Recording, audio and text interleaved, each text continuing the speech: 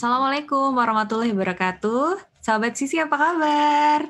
Senang sekali saya Nuri bisa ketemu lagi dengan Anda dalam talk show online bareng dengan Children Cafe. Sahabat Sisi, kalau di bulan Desember ini ada satu event yang tampaknya selalu diingat ya oleh masyarakat di Indonesia, khususnya oleh anak dan juga ibu. Karena memang akan ada peringatan Hari Ibu. Maka dari itu kami sekarang sudah mengundang 2 sampai dengan 3 orang, nanti insya Allah ada 3 orang ya yang akan bergabung, tapi sekarang baru ada 2 nih sahabat kami yang akan banyak bercerita tentang pengalamannya menjadi seorang ibu. Dan tentu saja kisah-kisahnya istimewa dan mudah-mudahan bisa jadi inspirasi nih untuk kita semua. Kalau gitu langsung saja saya perkenalkan satu persatu, mulai dari sahabat saya waktu dulu sama-sama ngajar di salah satu prasekolah di Bandung ya. Ada Dewi Ratna Mira atau yang biasa saya sapa dengan Mira atau Mimi gitu ya. Halo, Assalamualaikum Mi. Waalaikumsalam, halo Nui. Sorry ya, saya manggil Nuri jadi Nunui. Nama keren dulu waktu kita sekolah itu. Nama keren, panggilan saya, yang panggilan partner ya. Iya benar. Nunui sama Mimi sama siapa? Macam-macam. Sekarang berada jauh dari Indonesia ya. Kita beda 2 jam ya Mi ya ini ya. Beda 2 jam. Sekarang sedang berada di Jepang dan aktivitasnya nanti mungkin bisa sekalian diceritakan. Oke, nanti akan diceritakan dan sementara saya sapa dulu narasumber kita yang kedua, tetamu kita yang kedua. Ada Teli Ari Suryanti. Teli, apa kabar Tel? Baik, terima kasih. Ini Tel ini yang paling dadakan kemarin ini diajakin untuk talk show. Alhamdulillah. Langsung bersedia, waktunya pas. Jodoh banget kita Tel. Ya memang, alhamdulillah memang. Terima kasih sudah mengundang ya. Justru kita nih yang seneng banget Teli bisa hadir di sini. Dan kalau Teli kita sama-sama menimba ilmu di Unpad ya, di Universitas Padjadjaran. Kebetulan ngambilnya psikologi, walaupun nggak pernah seangkatan ya Teli, S1-nya nggak bareng, S2-nya juga nggak bareng gitu. Tapi sama-sama ngambil klinis anak ya kita ya. Klinis anak. Sama-sama ngambil klinis anak dan remaja. Oke, hari ini juga Teli akan cerita banyak, sahabat Sisi, tentang hubungan dengan anaknya. Mira juga akan seperti itu. Dan langsung saja yuk kita ngobrol-ngobrol dengan kedua tamu kita nih. Saya sih udah nggak sabar lagi pengen dengar ceritanya, karena sudah lama juga nggak bersua nih. Mungkin dari Mimi dulu boleh, Mi? Silakan Mi, ceritain dong kesehariannya gimana sih sekarang sama anak-anak juga. Oke, jadi karena dinamika hidupnya agak berbeda di sini. Ya, kebetulan saya tinggal di Jepang sama suami saya dan 3 anak saya. Dan saya kebetulan sekarang sedang diamanahkan untuk kuliah lagi. Kemudian ini tahun terakhir saya tidak bekerja karena lagi membuat tesis. Tapi biasanya saya ambil part-time. Kerja part-time. Ya, lalu biasanya setiap hari karena kami semua punya aktivitas di luar rumah, jadi 2 anak saya, satu kebetulan sudah SMP, yang satunya lagi sudah kelas 2 SD, dan yang satunya lagi umur 3 tahun. Jadi kami semua pergi mencar semuanya ke sekolah masing-masing. Jadi satu anak saya pergi ke daycare, yang 2 pergi ke sekolah. Jadi setiap hari bangun, saya harus menyiapkan bento. Jadi pagi-pagi, karena kebetulan karena kami kan tidak bisa makan babi, jadi akhirnya sekolah makan siang di sekolah ada kalau waktunya diganti, jadi kami harus bawa sendiri. Nah, waktunya membawa, akhirnya saya harus bawa dari rumah. Nah, pagi-pagi itu yang harus dikerjakan, membuat bento, lalu buat suami saya juga, buat saya sendiri kalau sedang ke kampus, saya bawa sendiri juga, buat pulang. Lalu kemudian bawa anak-anak yang paling kecil saya bawa atau suami saya bawa ke daycare. Daycare. Ya, kami beraktivitas masing-masing. Nanti pulangnya suami atau saya jemput. Biasanya saya yang jemput sampai rumah. Anak-anak biasanya kalau yang SMP pulang jam 7 malam karena dia ada klub di sekolah. Dan anak saya yang kelas 2 sudah bawa kunci sendiri. Jadi dia pulang ke rumah ngerjain PR. Iya. Saya Pulang ke lihat tadi, rumah. saya lihat Teli juga, wah, bawa kunci sendiri. Ya. Wow. Oke. Bawa kunci sendiri. Dia sudah punya janji sama saya kalau sudah sampai rumah PR-nya sudah harus selesai waktu saya pulang. Jadi ya betul. Jadi PR-nya sudah selesai, biasanya saya periksa PR-nya. Saya periksa, kebetulan di sekolah selalu ada buku komunikasi ya. Jadi apa yang mereka kerjakan hari ini, apa yang harus dibawa, apa PR-nya hari ini, apa yang harus dihafalkan, misalnya matematika atau apa, saya harus lihat buku itu berserta paper-paper yang mereka bawa dari sekolah, itu yang harus saya baca. Ya, jadi pulang dari tempat saya beraktivitas biasanya itu yang saya lakukan, lalu makan malam. Biasanya kalau di sini kebiasaan anak-anak adalah tidak mandi pagi, tapi mandinya malam. Oh gitu. Jadi ada adaptasi juga ya dari bapak ibunya juga akhirnya keikut gitu atau tetap ada mandi pagi?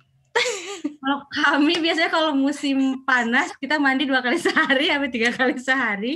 Tapi kalau musim dingin, iya saking panasnya. Tapi biasanya kalau musim dingin kita mandi malam karena kan dari luar dingin ya. Jadi kita biasanya mandi air hangat. Jadi biasanya kalau malam saya istilahnya kalau bahasa Sundanya ngegebah anak-anak ya. Ngegebah anak-anak mandi. Iya. Pada mandi. Biasanya itu yang satu ngerjain PR atau ngerjain apa, boleh nonton, boleh main. Jam 10 mereka harus tidur. Dan saya mengerjakan yang lain. Ya itulah hari saya biasanya in 24 hours.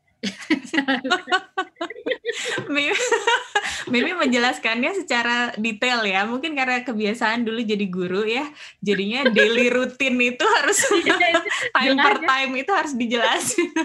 Kayak rundown acara ya. But anyway, thank you. Tapi jadi tergambar ya, berarti kesehariannya dengan 3 anak. Tapi Mimi tuh juga masih punya waktu buat ke kampus juga buat urusan, artinya untuk urusan pribadi gitu ya.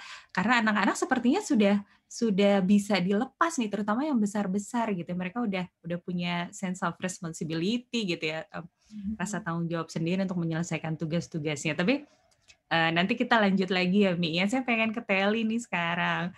Tel, ini pasti beda lagi nih ceritanya. Beda banget. Beda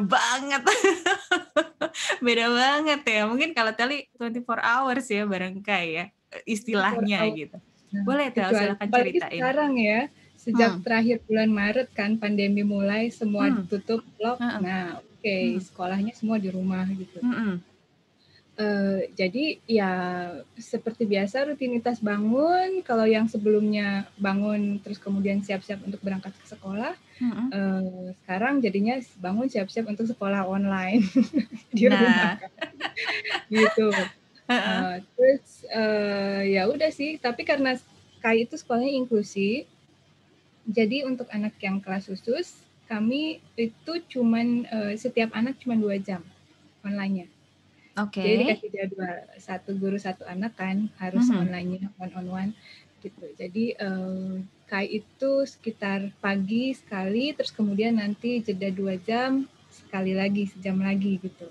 Nah jadi kan waktunya agak-agak nyantai banget gitu. Jadi karena kalau saya dibawa santai banget jadinya. Jadi ya bangun, nyiapin sarapan segala macam, tanya dulu kayak mau sarapannya apa gitu, baru dibuatin, kalau nggak buat bareng gitu, dan kemudian setelah itu siap-siap sekolah.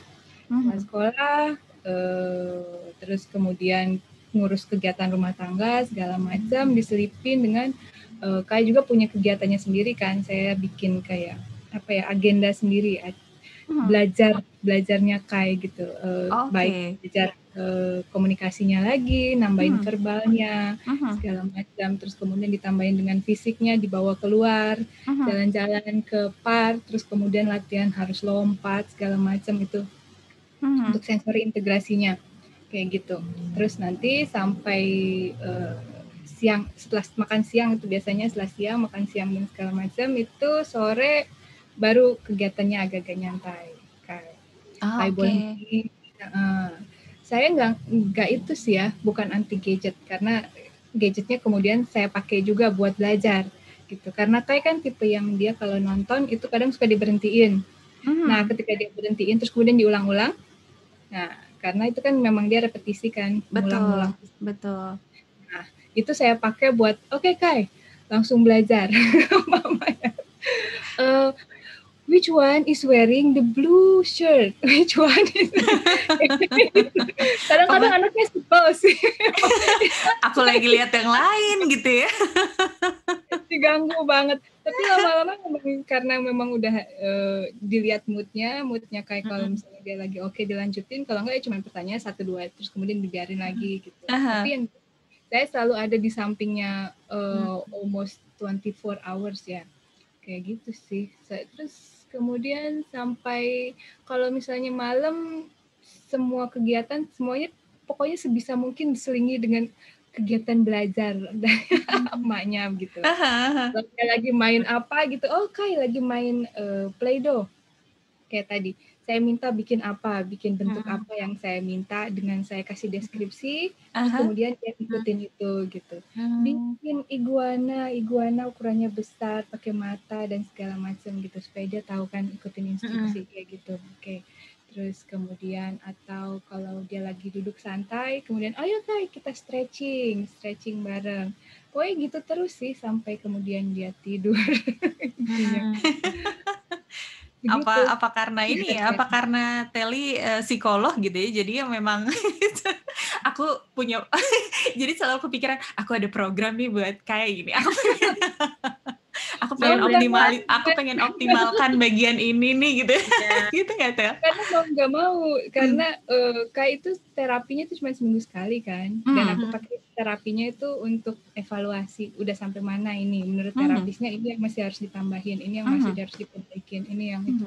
PR-nya masih banyak banget, milestone-nya masih untuk anak umur 11 tahun itu dia masih ketinggalan beberapa tahun di bawahnya gitu. Jadi ya mau nggak mau harus iya. Betul. Gitu. Jadi mungkin untuk sahabat Sisi yang sedang mendengarkan, ini mungkin Teli bisa cerita sedikit tentang Kai gitu ya, kondisinya. Oh, iya. Betul. Menjelaskan ya. Iya. Jadi anakku itu usia 2 tahun didiagnosa PDD-NOS. Karena waktu dulu masih pakai DSM lama, itu kan autisme itu cuman autisnya autis klasik yang severe, yang berat. Betul. Terus kalau enggak Asperger itu yang nggak ada masalah, cuman dia masalah dengan emosi gitu kan, nggak bisa mengenal emosi, tapi komunikasi segala macam lancar. Atau PDD-NOS, keranjang sampah, semua yang nggak masuk di gua itu semua tidak masuk di situ. Iya, betul. Nah, kemudian muncul DSM baru yang DSM 5, masuk semua di payung besar Autism Spectrum Disorder. Nah, kayak dulu aku ketika diagnosa itu agak kurang pas gitu, nggak terima ini apa sih PDD-NOS karena nggak ada penjelasannya kan, PDD-NOS itu apa gitu. Nah, ketika kemudian dapat DSM yang baru, oke, dia masuk autisme, menjelaskan semuanya. Oke, kenapa dia begitu, kenapa dia begini, kenapa itu, dan apa yang harus aku lakukan gitu. Seperti itu sih. Dan mungkin itu salah satu alasan juga Teli waktu itu melanjutkan kuliah nggak sih, Tel? Ya. Salah satunya karena Kai itu diagnosa umur 2 tahun, saya masuk kuliah itu 3. Kai umur 3,5. Karena ketika dia diagnosa terus kemudian terapi, agak nggak puas dengan terapinya. Oke. Seperti biasa. Mulai, kok kayaknya harusnya nggak kayak gini deh, harusnya nggak kayak gitu deh. Ya sudah, aku belajar aja. Banyak motivasinya, keren banget. Terus lebih karena aku mikirnya begitu, ini kalau kondisinya memang seperti yang aku duga, waktu dulu kan belum ada ASD itu, tapi ini kayaknya ini it's going to be last for a long time gitu. Jadi untuk mengatasi ini aku harus punya sesuatu dulu gitu. Kompetisi sebagai orang tua itu harus dikuatin gitu. Nah kayak gitu sih sebenarnya. Lebih kompetensinya. Benar ya. Benar. Karena kalau enggak, gimana aku bisa membantu anakku kalau aku tidak bisa membantu diriku sendiri kan? Kayak gitu. Iya, itu motivasi terkuat ya, motivasi terbesar itu ya. Benar-benar. Iya. Mimi merasakan apa Mi? Tantangan apa Mi yang terasa banget selama ini sebagai seorang ibu Mi? Waduh, apa ya? Nggak bisa diprioritaskan satu-satu ya, karena betul. 3 soalnya. Iya, terus karena aduh gimana ya? Ya maksudnya gini, kalau kita tinggal di negara yang berbahasa Inggris, kita belajar di Indonesia ya kan? Iya. Masalahnya adalah kami pindah ke negara yang berbahasa non Inggris. Jadi jadi kita jadi orang tua tantangannya adalah kepintaran kita sendiri buat menguasai bahasa sebetulnya. Karena betul. Jadi waktu kita pertama pindah ke sini, yang paling bikin kita panik adalah kita itu tuli sosial ya istilahnya gitu.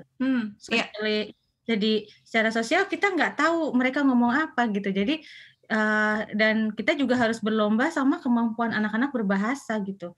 Jadi walaupun sebelum ke sana kan biasanya suka ada kursus dulu 3 bulan atau ada syarat memang harus bisa lulus tes bahasa dulu gitu. Ada seperti itu? Kalau di nggak ada? Nggak ada. Jadi kecuali kalau misalnya kita bekerja ya. Kalau bekerja kita harus punya kompetensi tertentu. Cuman kalau kita datang sini istilahnya sebagai mahasiswa internasional atau kita datang sebagai dependen, kita nggak ada kewajiban itu.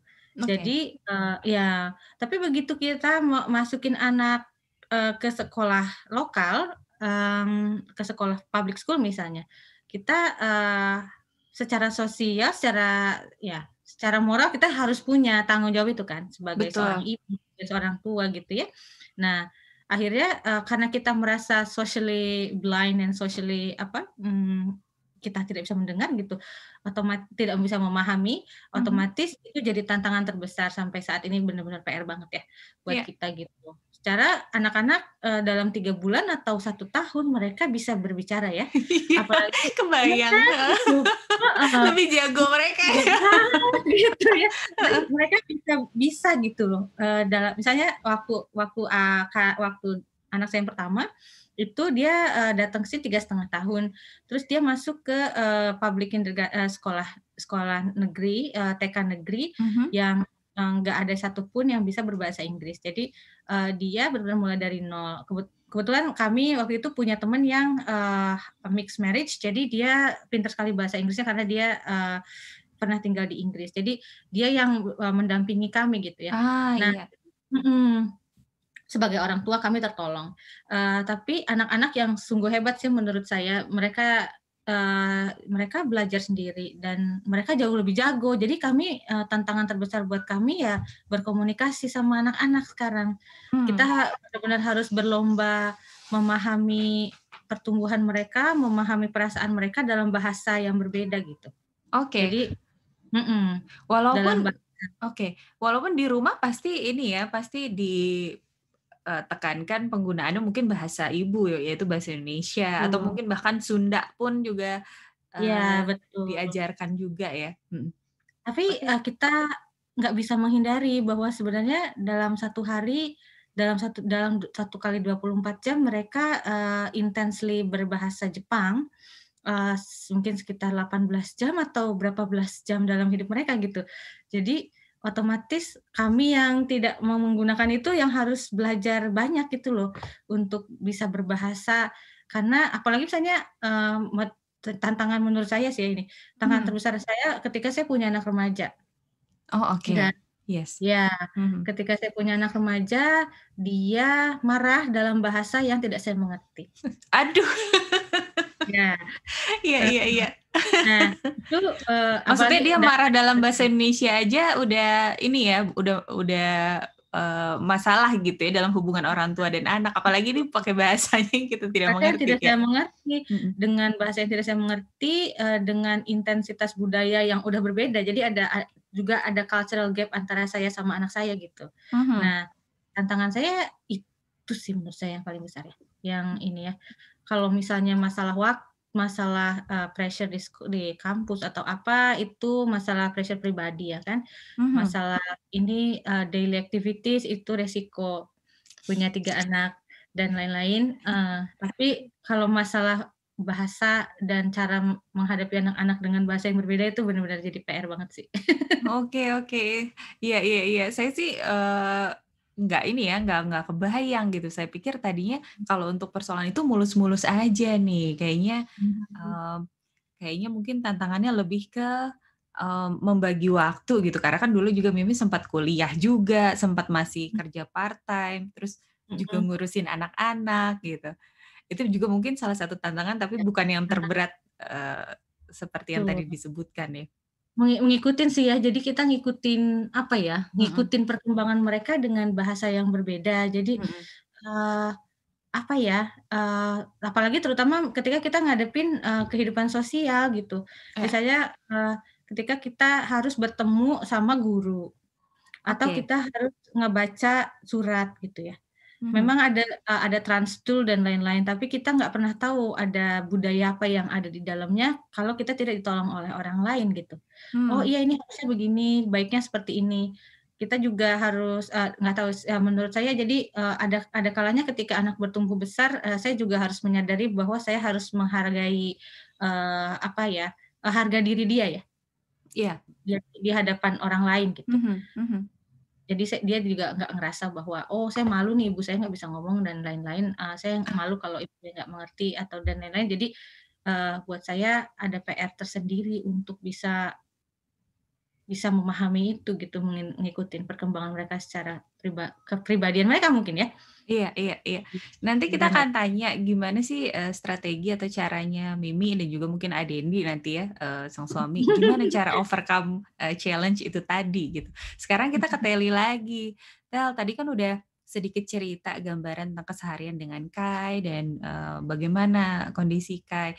Kalau menurut Teli, tantangan terbesar yang dihadapi itu apa sih berdasarkan pengalaman sendiri? Karena pada dasarnya saya itu orangnya insecure, penuh rasa khawatir. Itu adalah tantangan terbesarnya sebenarnya. Khawatir itu dan segala macam. Gimana nanti kedepannya saya am I enough? Am I doing the right things? Kayak gitulah. Selalu itu kan. Mungkin kayaknya semua orang tua juga kayak gitu kali ya. Selalu mempertanyakan diri apakah saya sudah melakukan hal yang benar, apakah ini sudah cukup, apalagi yang harus dilakukan itu sebenarnya. Terus ya udah sih kayaknya itu jadi lebih ke dalam diri sendiri. Jadi how am I dealing with myself gitu. Iya. Banget itu. Betul. Bahkan sekarang pun begitu ya, maksudnya kan mengetahui sudah sejak umur 2 tahun, kemudian sejak kayak umur 6 tahun ternyata sudah lebih jelas gitu diagnosanya itu ASD. Artinya tahu atau paham tentang itu juga bukan berarti menghilangkan kekhawatiran kita gitu ya Tel ya? Iya, tentu saja tidak. Bahkan meskipun sudah belajar segala macam dalam perjalanan itu sampai sekarang pun kan untuk mengatasi kekhawatiran itu saya selalu berusaha ambil kursus online lah, karena nggak bisa ikutkan kursus sendiri gitu kan, karena kayak nggak bisa ditinggal gitu, baca segala macam, semua buku dibaca, belajar ini, belajar itu segala macam, sudah diterapkan dan segala macam, tetap aja kekhawatiran itu masih tetap ada kan ya, gitu. Apakah bisa ngejar atau enggak ya, apakah anak saya bisa mandiri atau enggak pada saatnya nanti gitu, karena tujuan akhirnya adalah untuk menyiapkan anak menjadi individu yang mandiri kan, gitu.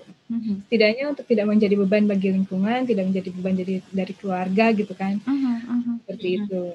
Itu sih sebenarnya. Iya. Dan, Boleh.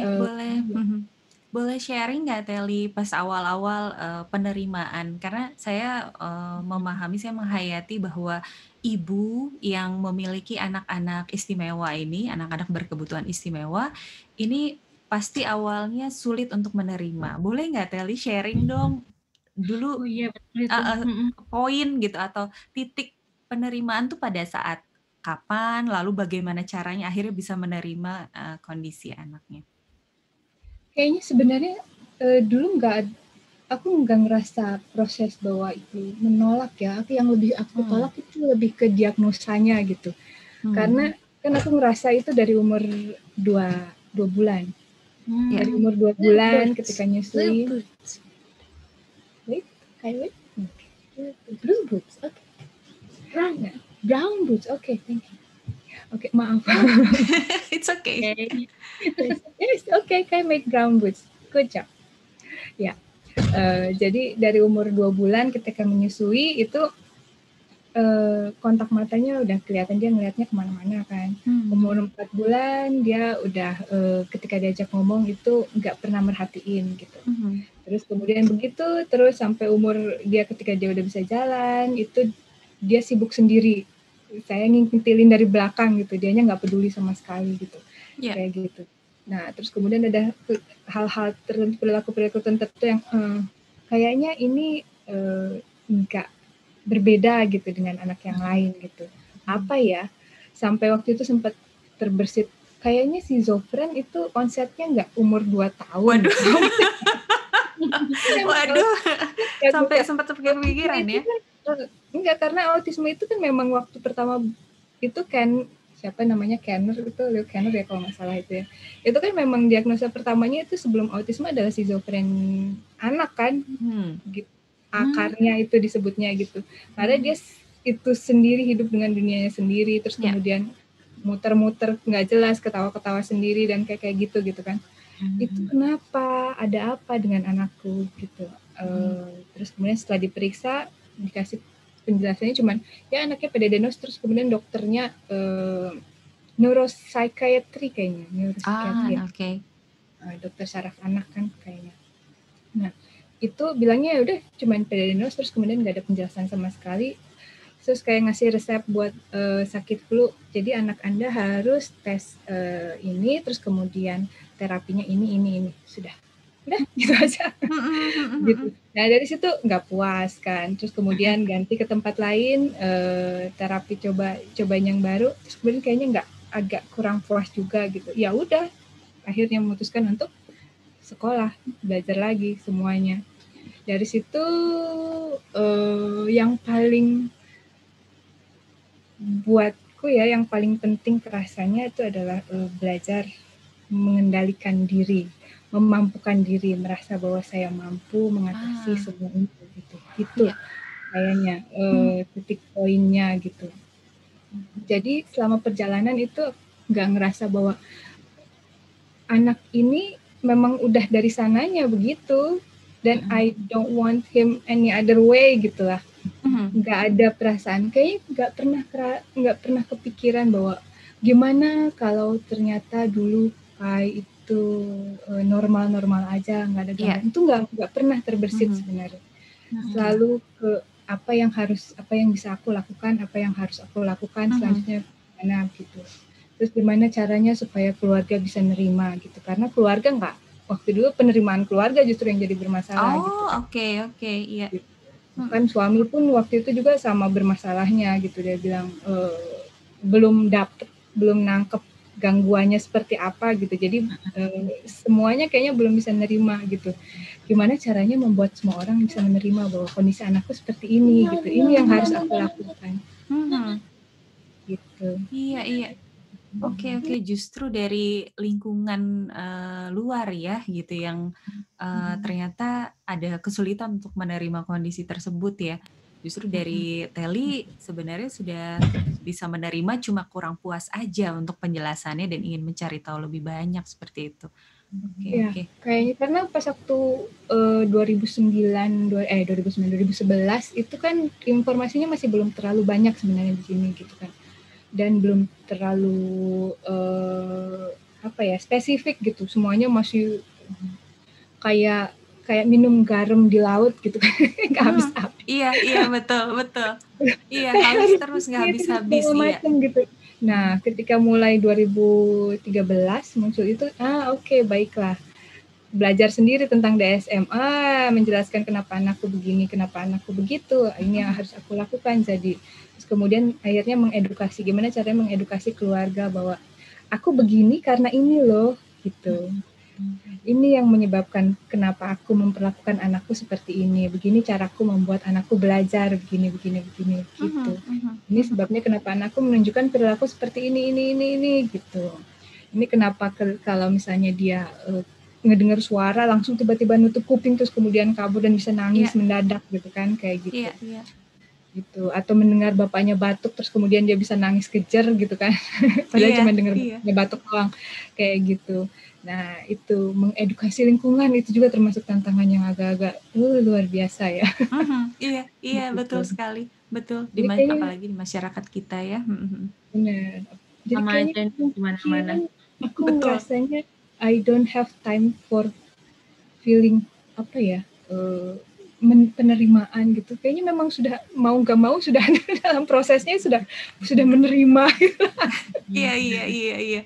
Karena ya bagaimanapun, jadi yang lebih dipentingkan adalah ke depannya bagaimana gitu. Apa yang bisa saya lakukan sekarang dan nanti ke depannya bagaimana gitu, Tel. Begitu sih kayaknya. Oke. Iya, ini menarik juga sih, betul, soal penerimaan itu ya. Karena dari banyak cerita biasanya itu PR nomor 1 dulu buat orang tua, buat ibunya, buat orang tuanya. Kemudian baru kemudian ada juga yang malah menyalahkan diri sendiri misalnya, atau cari-cari penyebabnya nggak sih, Tel? Bener nggak sih? Kayak misalnya, aduh dulu waktu hamil saya salah makan apa, misalnya seperti itu. Itu apakah dirasakan juga atau Iya pasti, semuanya semua orang tua kayaknya juga merasain kayak gitu ya. Terus kemudian aku pernah baca literatur yang bilang pembentukan otak itu pas 2 bulan pertama, ketika bahkan kita nggak tahu kita hamil atau enggak gitu. Betul. Ya sudah terjadi. Memang. Iya. Oke lah, begitu. Jadi ya ketika bahkan kita nggak tahu kita hamil atau enggak, ya sudah disuratkan, dipilih kita menjadi orang tua untuk menghadapi anak spesial. Oke, baiklah, begitu. Oke. Mau nggak mau, siap nggak siap, mari kita jalani. Begitu. Jadi sekarang sih lebih ke dinikmati saja. Prosesnya dijalani, dinikmati. Gitu. Iya. Teli nanti pasti bisa berbagi banyak ya buat orang tua atau ibu-ibu yang juga merasakan hal yang sama gitu. Saya tapi tanya dulu sama Mimi, boleh ya Mi? Balik lagi tadi untuk tantangan-tantangan yang tadi dirasakan. Jadi gimana caranya untuk mengatasi itu? Kemudian setuju nggak sih dengan apa yang tadi dibilang Teli bahwa orang tua tuh khawatirnya nggak akan pernah habis gitu. akan selalu ngerasa aku udah cukup belum sih melakukan ini gitu. Aku udah di track yang benar belum sih, kayak gitu-gitu. Silakan Mi. Oh ya, itu kayaknya kalau boleh dihitung kalau semua one circle itu nggak 100% atau berapa, saya akan setujunya berkali-kali deh. Karena even ketika kita punya anak satu anak itu merasa incapability, itu nggak pernah ngerasa cukup oke gitu sebagai orang tua ya. Terutama ya kalau yang saya rasakan ketika di sini dengan challenge atau PR yang saya rasakan ketika saya tinggal di negeri orang itu ya dengan kemampuan bahasa saya terus terang langsung merasa aduh kok saya gini banget ya gitu.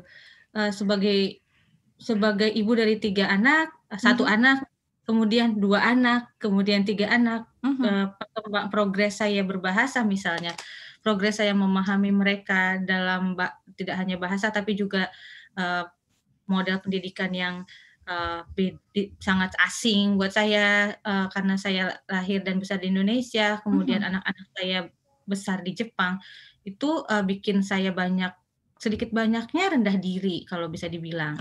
Jadi saya ngerasa, aduh gimana ya saya mengejar itu gitu. Mhm. Apa yang harus saya lakukan? Akhirnya memutuskan untuk sekolah juga karena merasa bahwa saya sepertinya harus tahu deh apa yang terjadi.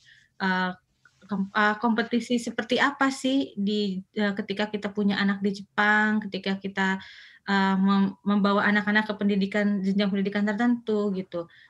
Kondisi seperti apa sih, kompetensi apa yang harus kita punya gitu, anak punya at least ya, anak punya dan apa yang saya harus lakukan sebagai orang tua. Jadi di saat itu akhirnya walaupun saya sampai saat ini pun saya nggak pernah ngerasa, aduh bener deh kata Mbak Teli, rasanya nggak pernah cukup untuk merasa bahwa saya cukup baik gitu. Jadi apa yang saya lakukan akhirnya saya di sekolah saya cari teman untuk banyak bicara, berkonsultasi gitu ya. Anak saya di SMP begini nih, nilai dia begini, apa sih yang harus saya lakukan, apa yang harus saya lakukan buat membantu dia gitu misalnya. Iya. Mhm. Iya. Lalu anak saya ada yang di SD kelas 1. Kita kemudian di kelas yang saya ambil, karena saya ambil di jurusan pendidikan, kita juga banyak bicara soal pendidikan Jepang. Jadi apa yang terjadi di elementary school, apa yang mereka ajarkan, poin-poin apa sebenarnya yang mereka inginkan dari seorang anak, masalah pendidikan apa yang dirasakan oleh orang-orang asing di Jepang gitu. Jadi ya, jadi sedikit banyak belajar, oh ini ya, jadi apa yang butuh saya bantu untuk anak saya gitu. Kemudian kebetulan teman-teman di jurusan pendidikan itu juga banyak yang guru SD, guru SMP, guru TK. Jadi saya pun akhirnya benar-benar ditolong oleh teman-teman saya yang di sekolah gitu. Mereka ya kita diskusi, saya bicara dengan mereka apa yang saya perlu dan suami saya lakukan untuk membantu anak saya belajar misalnya. Masalah apa di sekolah yang biasanya terjadi. Nah, itu pun saya merasa masih kurang banget ya. Karena ternyata dalam setiap detik perkembangan anak udah berubah lagi ya. gitu. Ada aja lagi ya. Iya, trennya beda lagi. Anak kita di daerah mana dengan daerah mana beda lagi gitu. Ya jadi benar-benar apa ya? Ya warna-warni ya. Jadi harus keep up terus gitu ya, harus update terus, betul. Belajar terus itu nggak boleh capek ya, benar ya Mbak Teli ya. Jadi rasanya kita nggak pernah boleh belajar jadi ibu. Iya, ternyata ada sampai selesai. Iya, ada kesamaan ya ternyata ya antara Teli sama Mimi gitu, sama-sama melanjutkan sekolah. Motivasinya adalah supaya bisa lebih optimal gitu dalam mendampingi anaknya gitu, dalam menyiapkan anaknya nanti ke depannya seperti apa. Oke. Menarik banget. Ini sama nggak sih? Saya mau tanya nih ke Teli, kalau misalnya tadi kan Mimi akhirnya mencari teman untuk konsultasi, untuk banyak diskusi, untuk nanya, untuk ngobrol gitu. Kalau misalnya Teli apakah juga gabung dengan komunitas misalnya seperti itu? Kan kita mungkin banyak tahu ya ada beberapa komunitas autisme gitu di Indonesia atau di Bandung. Yang seperti itu diikuti juga? Oh iya pasti. Jadi saran untuk orang tua yang memiliki anak berkebutuhan khusus, carilah komunitas karena itu adalah support emosi dan yang sangat-sangat oke banget sebenarnya. Kita bisa sharing segala macam di situ. Terus kemudian ditambah lagi kebetulan sekarang Kai kan sekolahnya menurut saya itu sekolahnya nyaman banget, enak banget gitu. Jadi kita juga bisa sharing dengan orang tua di sekolah gitu, cerita-cerita gitu. Jadi support emosional dari teman dari itu tuh memang luar biasa ya pengaruhnya gitu, terutama untuk merasa bahwa saya nggak sendiri. Kalau teman yang lain punya anak begini, ceritanya begini, saya begini, terus kemudian ya udah, jadi kita bisa share, saling share gimana betapa konyolnya anakku kalau aku lagi melakukan apa, terus kemudian anaknya lagi melakukan apa, kayak gitu, dan kita menertawakan kekonyolan anak masing-masing gitu, kayak gitu, atau menertawakan stresnya. Aduh, anakku banget gitu. Iya bahkan, iya betul, bahkan stres aja kalau diceritain tuh bisa ketawa bareng gitu ya. Aduh anakku begini banget, anakku bangun 2:30, bla bla bla bla bla bla bla bla, kayak gitu. Oh ya, I've been there, yes. Kayak gitu. Jadi kadang cuma untuk berbagi cerita begitu aja itu udah membantu banget ya. Yang jelas nggak merasa sendiri ya Tel ya, nggak merasa. Benar banget, nggak merasa sendiri. Nggak merasa sendiri bahwa ada tempat kita untuk ini ya, untuk cari informasi, untuk cari kesenangan juga, cari hiburan juga, cari ketenangan juga gitu. Cari kayak informasi kayak oke, saya butuh dokter gigi yang ramah ABK. Di mana ya kira-kira dokter THT yang ramah ABK? Di mana ya? Kemudian nanti semua orang akan berusaha untuk memberikan informasi yang mereka punya. Itu dari komunitas yang enggak terganti. Gitu. Iya. Ya. Iya betul. Saya pernah tuh saya jadi ingat ada teman saya di Facebook pasang status nanya gitu, di mana ya, ada yang tahu nggak ya dokter gigi yang ramah untuk anak-anak autis gitu. Dan saya nggak bisa jawab karena nggak punya referensinya. Aduh, padahal iya ya. Bertanya kepada orang tua karena kadang-kadang kalau psikolog pun kita nggak tahu karena kan ya preferensi setiap orang berbeda kan.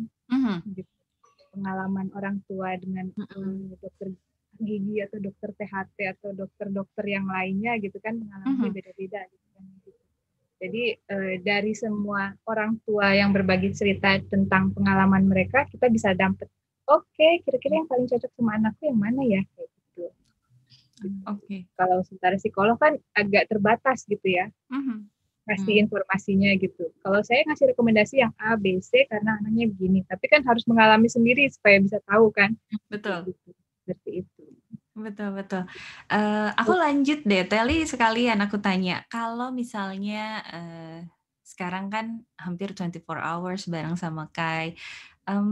Gimana sih caranya menyempatkan waktu untuk dapetin me time gitu misalnya? Atau kalau misalnya lagi rudet banget gitu, lagi stres, lagi ruwet banget, itu gimana sih cara cari escape apa ya istilahnya untuk sejenak melarikan diri dari kenyataan? Gimana ya? Setiap saat. Mungkin kalau dulu mungkin masih belum cukup lihai ya. Itu mencari me time memang butuh keahlian, keterampilan khusus. Pasti ya. Betul. Nah, jadi sekarang me time-nya itu ketika masak itu me time. Oke. Ya, karena kan kita sendiri gitu motong sambil itu nggak mikir apa-apa sambil dengerin musik gitu kan. Itu udah me time gitu. Terus kemudian ketika ngejemur baju atau lagi ngapain, nyetrika atau pokoknya melakukan pekerjaan rumah tangga, ngegosok kamar mandi. Di kamar mandi kan cuma sendirian ya. Kira-kira kamar mandi bersih kinclong, kita udah bersih pikiran juga. Jadi nggak perlu jauh-jauh mikir ke salon gitu ya, nanti dulu lah itu. Betul, gimana pinter-pinter me time itu kan gimana pinternya kita cari celah, cari cara gitu. Perlu ngopi di tempat keramaian atau gimana tempat yang paling ini kayak gitu. Cukup ketika kita bisa nikmatin teh anget nggak diganggu. Karena selama ini biasanya ditaruh terus kemudian ngerjain apa terus kemudian ya udah dingin lagi, bikin lagi. Iya. Iya banget. Lagi minum hangat. Iya banget tuh, ya banget. Aduh, dingin jadinya. Bikin kopi anget, sampai dingin nggak beres-beres gitu ya udah gitu. Jadi gitu deh. Kalau misalnya ada yang anaknya ditaruh. Kalau saya bukan tipe yang ngejudge bahwa TV atau gadget itu musuh anak dan segala macam. Yang penting kan supervisi ya, karena itu alat. Gimana cara kita makainya aja. Gitu. Jadi aku mau istirahat. Kai, kamu main ini dulu, setidaknya selama 15 menit lah. Kita duduk ngeteh sambil minum kopi atau teh atau sambil ngemil apa gitu. 15 menit nggak keganggu, anaknya main, kitanya main. Kayak gitu, itu udah luar biasa kan, me time banget. Gitu. Kalau mau lagi stres rudet banget, kalau itu lebih ke apa ya, malam-malam, tengah malam kalau misalnya udah stres, banyak yang harus dikeluarin, ya udah nunggu semua tidur, sholat, nangis, habis. Dihabisin terus pagi malam nangis itu. Iya. Nangis sampai besok paginya matanya bengkak. Tapi hati lega gitu ya. Udah selesai gitu. Semuanya dicurahkan karena saya dibesarkan dengan cara itu. Punya masalah ngadu aja sama yang bikin masalah gitu kan, yang memberikan masalah gitu. Kayak gitu, ya udah. Mau ada apa-apa tanya aja sama yang bikin itu semuanya. Ya begitulah. Simple sebenarnya sih, sebenarnya ya. Nggak perlu dibikin repot. Cari kegiatan-kegiatan kecil yang kita bisa nikmatin gitu, walaupun cuma semenit, 2 menit gitu ya. Tapi paling nggak kita bisa menikmati. Itu sebenarnya butuh skill memang, butuh latihan. Karena kan nggak bisa. Kalau dulu itu, kalau bertanya sekitar 3-4 tahun yang lalu mungkin jawabanku akan berbeda ya. Kenapa 3-4 tahun lalu? Iya, karena ketika 3-4 tahun lalu begitu dan ngurus ini, harus berhadapan dengan ini, nyari sekolah, nyari apa, satu-satunya me time itu adalah ketika semua orang tidur, terus kemudian bisa sendirian, terus ngopi sendiri, terus, ya udah menikmati hening malam gitu kan. Itu me time. Jadi selalu kurang tidur. Padahal tidur itu penting. Iya, betul. Tidur itu penting. Dan dulu itu selalu belajar segala macam itu pas tengah malam sampai dini hari gitu kan. Jadi tidur paling semalam cuma 3-4 jam gitu kan. Kayak gitu. Wow. Dan jadi malah jadi numpuk lagi gitu kan. Karena kurang tidur, kurang istirahat, badannya stres. Jadi meskipun kita berusaha untuk menghilangkan stres kepala, badannya stres kan. Iya, betul. Padahal kata orang perempuan kan butuh tidur yang lebih lama ya daripada laki-laki. Pembenaran juga sih, saya soalnya doyan. Hobi juga. Tidur itu penting begitu. Oke, cara-cara sederhana ya yang harus kita usahakan berarti ya, Teli ya. Nggak boleh, maksudnya nggak bisa ditunggu gitu. Me time tuh nggak bisa ditunggu datang, harus diusahain. Kalau Mimi gimana, Mi? Mau dong, Mi, tipsnya kalau misalnya lagi pengen me time atau ya itu kalau lagi rudet banget gitu. Gimana? Aduh, ya. Aduh, me time ya. Udah akhirnya nggak pernah ada kata me time ya. Karena ya itu, kata Mbak Teli tadi, apa yang saya usahakan untuk mendamaikan diri saya sendiri itu aja sih. Jadi mencari kedamaian, bisa apa aja. Jadi kalau misalnya pagi-pagi anak saya berangkat sekolah, kebetulan karena saya sekarang udah di rumah, maksudnya di rumah ngerjain di sini karena nggak boleh ke kampus, akhirnya belanja untuk makan siang aja udah saya jadikan saya cari senang gitu ya. Atau saya jalan dari rumah untuk ngantar anak saya ke daycare, balik lagi ke sini, itu juga udah jadi cara saya untuk mencari me time. Terus setuju banget sama Mbak Teli tadi. Kadang-kadang masak pun kalau kita sedang kesel itu jadi me time gitu ya. Asal jangan jadi kebanyakan ngasih garam ya karena lagi kesel. Jadi masak, memang akhirnya ketika kita mengusahakan itulah yang kita artikan me time, kayak yang dalam bahasa saya ya mencari kedamaian diri sendiri ya gitu. Kebetulan kita di sini nggak ada pembantu atau apa, jadi akhirnya buat saya untuk terus terang bilang ke suami saya bahwa saya minta tolong gitu, misalnya seperti itu aja. Udah menjadikan saya minta tolong untuk mau duduk sebentar aja gitu. Minum aja itu udah saya jadikan bagian dari usaha saya mencari me time. Jadi udah nggak punya ada kata me time lagi dalam akhirnya saya bilang bahwa tidak mencari kata me time untuk hal yang positif itu yang saya lakukan sih. Untuk misalnya saat ini mau jemput anak sekolah untuk ngejemput dari klub. Terus saya ngobrol sebentar sama ibu-ibu di situ. Itu udah jadi me time juga. Jadi Iya. apapun itu sih yang saya usahakan untuk bisa senang aja dikit. Ya, apa ya, betul, aduh udah terjawab semua sama Mbak Teli sih, itu semua yang saya lakukan juga. Terus ketika makin dewasa, dulu saya memang orangnya pemarah sekali ya gitu, kalau misalnya, saya kesel atau apa, saya omongin semuanya ke suami saya. Karena di sini cuma ada suami saya yang dijadiin sak gitu ya, sak, Bemper ya, jadi gitu ya, bemper. bemper gitu ya, tinjunya ke dia semuanya gitu. Tapi, akhirnya, makin tua, anak makin banyak, akhirnya ya itu, malam-malam kalau anak-anak, udah pada tidur, semua udah tidur, sholat ya, sholat, nangis deh semalaman atau sesubuhan gitu, nangis, "Oh iya hari ini nggak ada acara apa-apa, nggak apa-apa lah mata bengkak dikit ya," gitu. Atau bengkak juga nggak peduli deh gitu.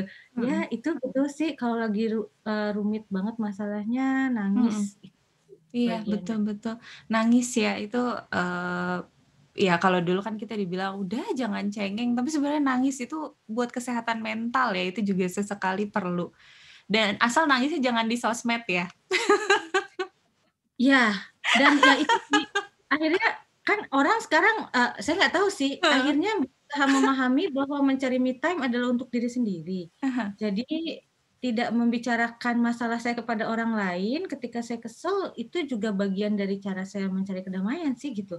Kadang-kadang ketika kita membicarakan di sosial media, akhirnya malah jadi buruk, jadi malah buat hati jadi lebih nggak enak, akhirnya menyimpan juga dan membiarkan itu berlalu, ya sudahlah gitu. Iya. Itu bagian mencari kedamaian juga sih. Nggak kejawab sih, Kak, maaf ya. Nggak kejawab sih, tapi kita sudah tangkap intinya. Maaf ya. Tapi yang jelas memang gitu ya, berarti ya. Saya walaupun belum jadi ibu gitu ya, tapi paling nggak di rumah kan saya ada 3 keponakan juga yang masih kecil-kecil gitu, paling besar baru kelas 4 SD gitu, dan ibunya juga ada gitu. Jadi saya ngelihat banget gitu dan merasakan juga gitu, bisa menghayati juga serudet apa gitu seorang ibu tuh bisa dalam kesehariannya gitu. Dan artinya memang me time itu bahkan ke kamar mandi 5 menit tanpa dipanggil sama anak itu udah me time.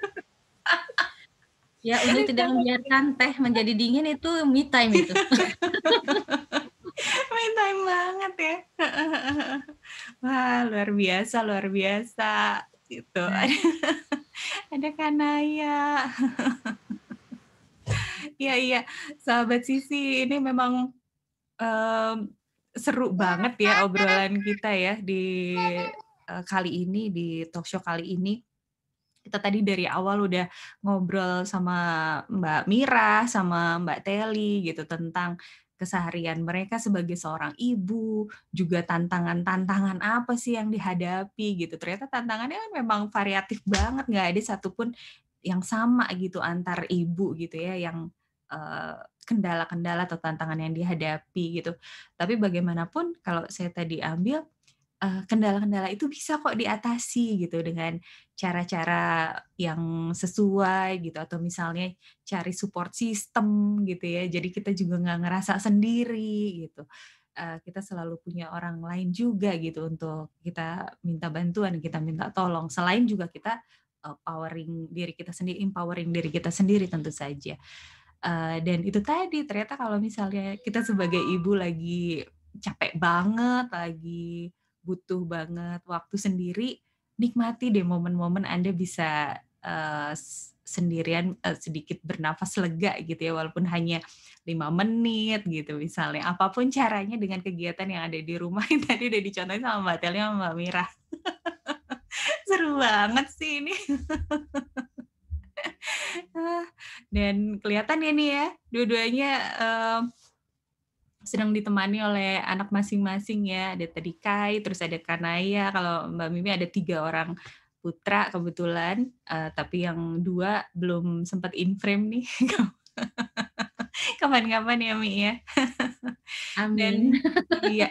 Dan kalau saya bisa simpulkan ya semua perempuan itu kuat ya. Nggak cuman kedua ibu yang kami undang di sini, tapi juga Anda, sahabat Sisi, seorang ibu, berapapun jumlah anak Anda misalnya, atau apapun tantangan yang Anda hadapi, Anda itu kuat gitu. Semua perempuan itu kuat. Dan ini adalah penutup untuk sesi pertama. Jangan lupa untuk nanti tonton sesi berikutnya di sesi kedua, masih tentang obrolan kita dalam rangka menyambut Hari Ibu 2020. Oh iya, saya mau ucapkan selamat Hari Ibu untuk kedua tamu saya. Terima kasih sudah bergabung. Semangat terus ya. Terima kasih sudah berbagi. Kita ketemu di sesi kedua. Terima kasih. Dadah. Assalamualaikum.